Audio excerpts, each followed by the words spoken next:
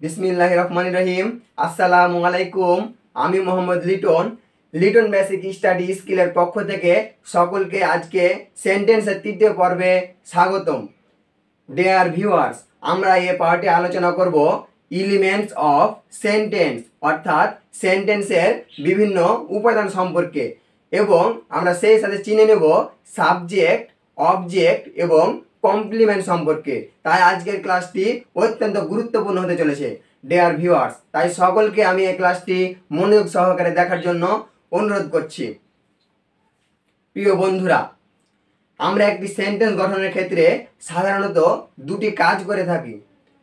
শুরুতে কোনো ব্যক্তি, বস্তু কিংবা প্রাণীর নাম দিয়ে থাকি এবং সেই সম্পর্কে কিছু একটা বলে থাকি। তাহলে আমরা যদি কয়েকটি সেন্টেন্স খেয়াল করি তাহলে বিষয়টি স্পষ্টভাবে বুঝতে পারবো। আমরা দেখি,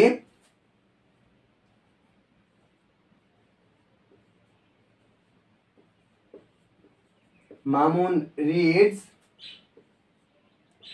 a book,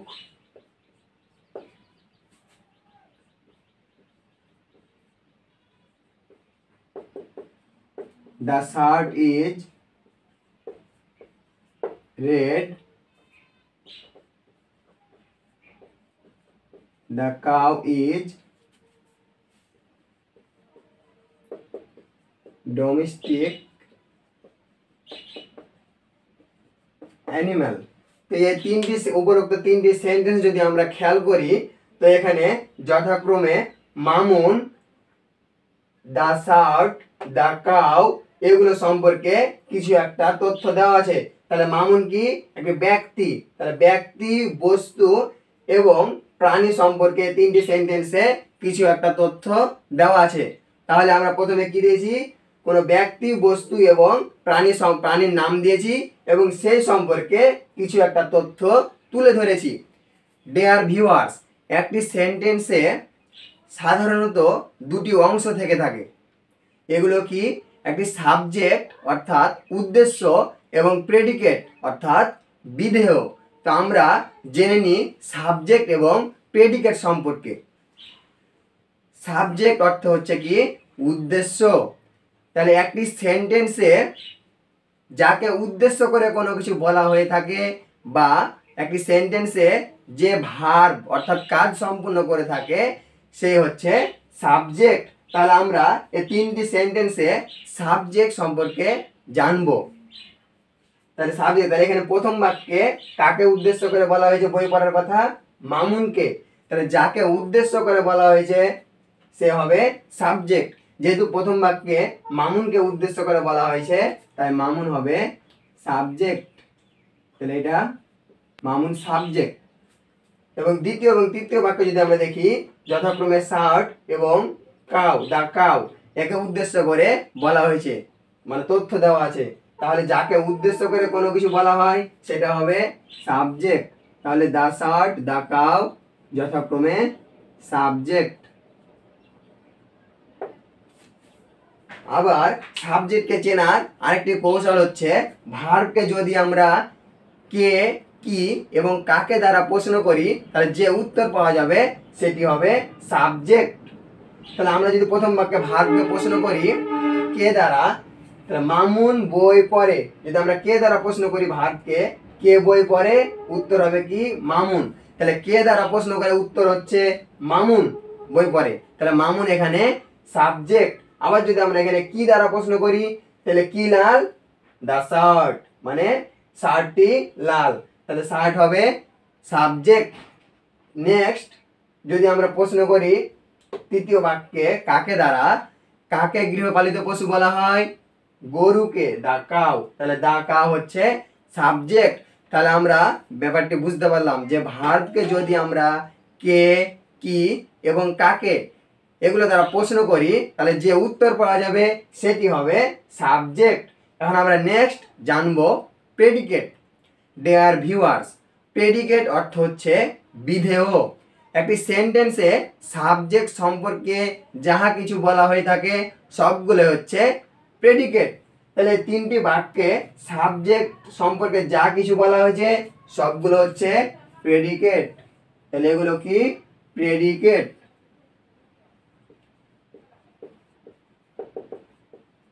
predicate.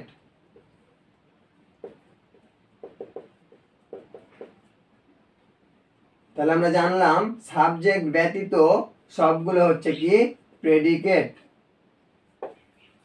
Dear viewers, আশা করি সাবজেক্ট এবং প্রেডিকেট চিহ্নিত করতে আমাদের আর কোনো সমস্যা হবে না। কিন্তু আমাদের এখন জানতে হবে প্রেডিকেটের মধ্যে আবার কিছু অংশ থেকে থাকে, যেমন অবজেক্ট, কমপ্লিমেন্ট, ভার্ব, অ্যাডজেক্টিভ ছাড়াও বিভিন্ন ধরনের পার্টস অফ স্পিচ। তো আমরা মূলত জানবো এখন অবজেক্ট এবং কমপ্লিমেন্ট সম্পর্কে। তাহলে প্রেডিকেটের অংশ হিসাবে থাকে অবজেক্ট এবং কমপ্লিমেন্ট।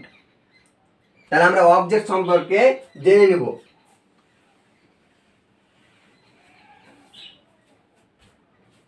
ডিয়ার ভিউয়ার্স, অবজেক্ট অর্থ হচ্ছে কর্ম। একটি সেন্টেন্সে সাবজেক্টকে যদি কি এবং কাকে দ্বারা প্রশ্ন করা হয় তাহলে সেটি যে উত্তর পাওয়া যাবে সেটি হবে অবজেক্ট। আমরা যদি উদাহরণ দেখি,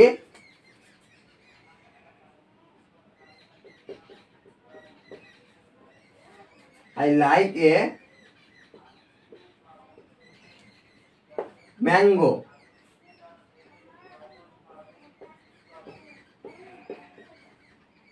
They help the poor. তাহলে দুটি সেন্টেন্স যদি আমরা খেয়াল করি তাহলে আই লাইক এ ম্যাঙ্গো, আমি আম পছন্দ করি। দে হেল্প দ্য পোর, তারা গরিবকে সাহায্য করে। তাহলে সেন্টেন্সে আমরা যদি অবজেক্ট চিহ্নিত করি তাহলে কি করব, ভার্বকে কি এবং কাকে দ্বারা প্রশ্ন করব। তাহলে ভার্বকে কি অথবা কাকে দ্বারা প্রশ্ন করব।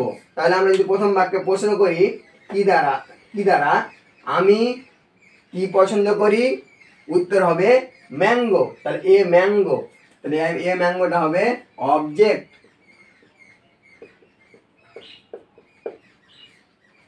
এবার যদি আমরা দ্বিতীয় বাক্যে প্রশ্ন করি কাকে দ্বারা, তাহলে তারা গরিবকে সাহায্য করে। তাহলে তারা কাকে সাহায্য করে, তারা সাহায্য করে কাকে, দা পোর অর্থাৎ গরিবকে। তাহলে একটি সেন্টেন্সে ভার্বকে যদি কি এবং কাকে দ্বারা প্রশ্ন করে যে উত্তর পাওয়া যাবে সেটি হবে অবজেক্ট। তাহলে দুইটি সেন্টেন্সে যথাক্রমে অবজেক্ট এ ম্যাঙ্গো এবং দা পোর, কারণ ভার্বকে কি এবং কাকে দ্বারা প্রশ্ন করে আমরা উত্তর পেলাম কি ম্যাঙ্গো এবং দা পোর। তাহলে এগুলো হবে অবজেক্ট অর্থাৎ কর্ম। ডিয়ার ভিউয়ার্স, অবজেক্ট সাধারণত দু ধরনের হয়ে থাকে, একটি ডিরেক্ট অবজেক্ট এবং একটি হচ্ছে ইনডিরেক্ট অবজেক্ট। অর্থাৎ ডিরেক্ট অবজেক্ট আমরা কাকে বলবো, সরাসরি ভার্বকে প্রশ্ন করে যে উত্তর পাওয়া যাবে সেটি হবে ডিরেক্ট অবজেক্ট। ভার্বকে সরাসরি প্রশ্ন করে যে উত্তর পাওয়া যাবে সেটি হবে ডিরেক্ট অবজেক্ট, এবং পরোক্ষভাবে ভার্বকে প্রশ্ন করে যে উত্তর পাওয়া যাবে সেটি হবে ইনডিরেক্ট অবজেক্ট। আমরা যদি আরো দুইটি উদাহরণ দেখি তাহলে দেখতে পাবো,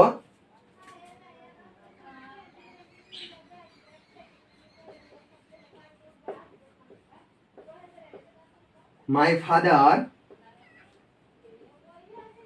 gave me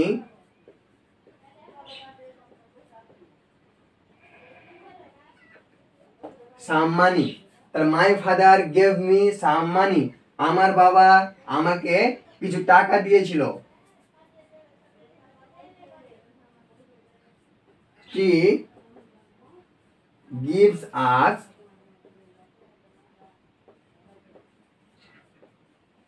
অক্সিজেন। তাহলে দুইটি সেন্টেন্সে আমরা দেখব কোনটি ডিরেক্ট অবজেক্ট এবং কোনটি ইনডিরেক্ট অবজেক্ট। তাহলে আমরা আগে অবজেক্ট চিহ্নিত করি। তাহলে ভার্বকে আমরা কে কি এবং কাকে দ্বারা প্রশ্ন করব।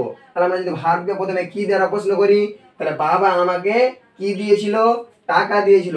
তাহলে টাকা এখানে সাম মানি, টাকা দিয়েছিল। তাহলে বাবা কাকে টাকা দিয়েছিল, আমাকে, মি। তাহলে কি এবং কাকে দুটি দ্বারা প্রশ্ন করে আমরা দুটি অবজেক্ট খুঁজে পেলাম। তাহলে এখন আমরা জানবো কোনটি ডিরেক্ট অবজেক্ট এবং কোনটি হচ্ছে ইনডিরেক্ট অবজেক্ট। ডিয়ার ভিউয়ার্স, তাহলে ডিরেক্ট অবজেক্ট কি, ভার্বকে সরাসরি প্রশ্ন করে যে উত্তর পাবো। তাহলে আমরা দেখি কোনটি আমরা সরাসরি পাচ্ছি। তাহলে বাবা আমাকে কি দিয়েছিল, টাকা দিয়েছিল। তাহলে দেওয়ার সাথে সম্পর্ক কার, দেওয়ার সাথে সরাসরি সম্পর্ক হচ্ছে টাকার, কারণ টাকা দিয়েছিল। তাহলে ভার্বের সাথে সম্পর্ক সরাসরি কার, টাকার। তাহলে টাকা হবে ডিরেক্ট অবজেক্ট। যার সাথে সরাসরি সম্পর্ক অর্থাৎ ভার্বকে প্রশ্ন করে সরাসরি যে উত্তর পাওয়া যাবে সেটি হবে ডিরেক্ট অবজেক্ট, এবং যাকে উদ্দেশ্য করে কোনো কিছু করা হবে বা দেওয়া হবে বা বলা হবে সেটি হবে ইনডিরেক্ট অবজেক্ট। তাহলে বাবা কাকে টাকা দিয়েছিল, কার উদ্দেশ্যে টাকা দিয়েছিল, আমার উদ্দেশ্যে। তাহলে আমার উদ্দেশ্যে যেহেতু টাকা দিয়েছিল তাহলে মি হবে কি, ইনডিরেক্ট অবজেক্ট, ইনডিরেক্ট অবজেক্ট। এবার আমরা যদি দ্বিতীয় বাক্য খেয়াল করি, গাছ আমাদের কি দেয়, গাছ আমাদের অক্সিজেন দেয়। তাহলে গাছ আমাদের কি দেয়, প্রশ্ন যদি আমরা কি দিয়ে করি, গাছ আমাদের কি দেয়, তাহলে উত্তর হবে অক্সিজেন। তাহলে এখানেও দেওয়ার সাথে সম্পর্ক কার, সরাসরি অক্সিজেনের। তাহলে অক্সিজেন হবে ডিরেক্ট অবজেক্ট। এটা কি হবে, ডিরেক্ট অবজেক্ট, ডিরেক্ট অবজেক্ট। এবং কাদের উদ্দেশ্যে দেয়, আমাদের, আস। তাহলে আস হবে indirect object, indirect object. Dear viewers, একটি সেন্টেন্সে যদি একটি মাত্র অবজেক্ট থেকে থাকে তাহলে অবশ্যই সেটি হবে ডিরেক্ট অবজেক্ট, কারণ ডিরেক্ট অবজেক্ট ছাড়া কখনো ইনডিরেক্ট অবজেক্ট বসতে পারে না। তাহলে আমরা আশা করি শিখে ফেললাম কোনটি ডিরেক্ট অবজেক্ট এবং কোনটি ইনডিরেক্ট অবজেক্ট। ডিরেক্ট অবজেক্ট হচ্ছে ভার্বকে সরাসরি কি এবং কাকে দ্বারা প্রশ্ন করে যে উত্তর পাওয়া যায় সেটি হচ্ছে ডিরেক্ট অবজেক্ট, এবং ভার্বকে পরোক্ষভাবে প্রশ্ন করে যে উত্তর পাওয়া যাবে সেটি হবে ইনডিরেক্ট অবজেক্ট। ডিরেক্ট অবজেক্ট সাধারণত বস্তুবাচক হয়ে থাকে এবং ইনডিরেক্ট অবজেক্ট সাধারণত ব্যক্তিবাচক হয়ে থাকে। এই বিষয়গুলো আমরা মনে রাখবো। ডিয়ার ভিউয়ার্স, আমরা এখন জানবো কমপ্লিমেন্ট সম্পর্কে। সর্বশেষ আমরা জানবো কি সম্পর্কে, কমপ্লিমেন্ট সম্পর্কে আমরা জানবো। তাহলে কমপ্লিট, কমপ্লিট অর্থ হচ্ছে সম্পূর্ণ। এই কমপ্লিট থেকে কমপ্লিমেন্ট গঠিত হয়েছে অর্থাৎ পরিপূরক। তাহলে কমপ্লিমেন্ট অর্থ কি,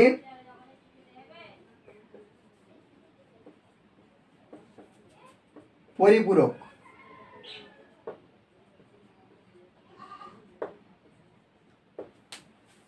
তাহলে একটি অসম্পূর্ণ সেন্টেন্সকে যে সম্পূর্ণ করে থাকে সেটি হচ্ছে কমপ্লিমেন্ট অর্থাৎ পরিপূরক।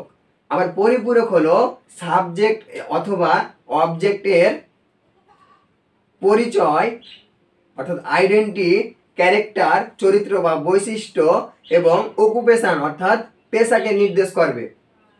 তাহলে সাবজেক্ট এবং অবজেক্টের একটি ভিন্ন পরিচয় কি, কমপ্লিমেন্ট। আমরা উদাহরণের মাধ্যমে জিনিসটি দেখে নিই। রহিম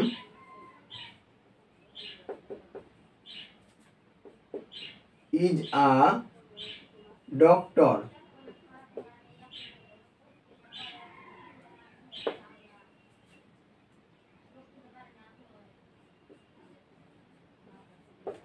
Kazi Nazrul Islam is a great poet.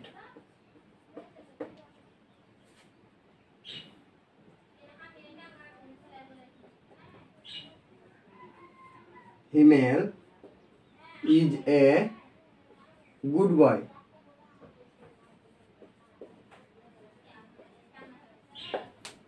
Dear viewers, আমরা এই তিনটি বাক্যে কমপ্লিমেন্ট চিহ্নিত করব। তাহলে কমপ্লিমেন্ট কি নির্দেশ করবে, কোন সাবজেক্ট এবং অবজেক্ট অথবা অবজেক্টের পেশা, চরিত্র, বৈশিষ্ট্য কিংবা তার পরিচয় নির্দেশ করবে। তাহলে এখানে আমরা প্রথম বাক্যে দেখব যে রহিম ইজ আ ডক্টর, রহিম একজন ডক্টর। তাহলে এটি রহিম কি, সাবজেক্ট, রহিম একটি সাবজেক্ট।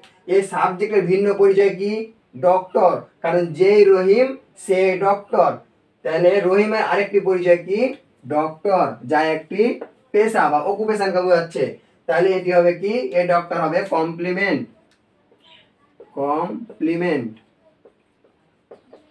নেক্সট বাক্যে আমরা দেখব Kazi Nazrul Islam is a great poet. Kazi Nazrul Islam হলো একজন মহান কবি। তাহলে যে কাজী নজরুল ইসলাম সে একজন কি? মহান কবি। তাহলে কাজী নজরুল ইসলামের একটি ভিন্ন পরিচয় কি? সে একজন মহান কবি। তাহলে এটা তার কি? তার একটি পরিচয়। তাহলে এটা তার কি? একটা পরিচয় যে এ গ্রেট পোয়েট, সে একজন মহান কবি। তাহলে যে কাজী নজরুল ইসলাম সে কি? একজন মহান কবি। তাহলে এটা হবে কমপ্লিমেন্ট, অর্থাৎ সাবজেক্টের ভিন্ন পরিচয়। এবার যদি আমরা নেক্সট বাক্যে, শেষ বাক্যে দেখি, হিমেল ইজ আ গুড বয়। হিমেল একজন ভালো ছেলে। তাহলে এটাকে যদি আমরা দেখি, যেটা তার কি বোঝাচ্ছে? একটি পরিচয় নির্দেশ করছে যে হিমেল সেই ভালো ছেলে, এ গুড বয়। তাহলে হিমেলের পরিচয় কি? একজন ভালো ছেলে। তাহলে হিমেল সাবজেক্ট, এবং যেহেতু এটা আবার পরিচয় বোঝাচ্ছে, নির্দেশ করছে, তাহলে এটি হবে কি? কমপ্লিমেন্ট।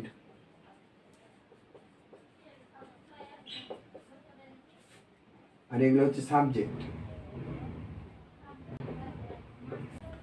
ডিয়ার ভিউয়ার্স, তাহলে আজকে আমরা এই ভিডিওর মাধ্যমে সেন্টেন্সের উপাদানগুলো সম্পর্কে জানলাম। সেই সাথে আমরা সাবজেক্ট, অবজেক্ট এবং কমপ্লিমেন্ট বাক্য কিভাবে খুঁজে বের করতে হয় সেগুলো সম্পর্কে জানলাম।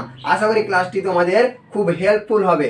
যদি তোমাদের সেটা সামান্য উপকার করে থাকে তাহলে তোমরা ভিডিওটিতে লাইক দিবে এবং তোমাদের মন্তব্য কমেন্টের মাধ্যমে প্রকাশ করবে। তাহলে নতুন নতুন ভিডিও তৈরিতে আমি উৎসাহিত হব। ডিয়ার ভিউয়ার্স, আমার লিটন বেসিক স্টাডি স্কিল এই পেজটিকে ফলো দিয়ে রাখবে এবং আমার ইউটিউব চ্যানেলও রয়েছে এ নামে।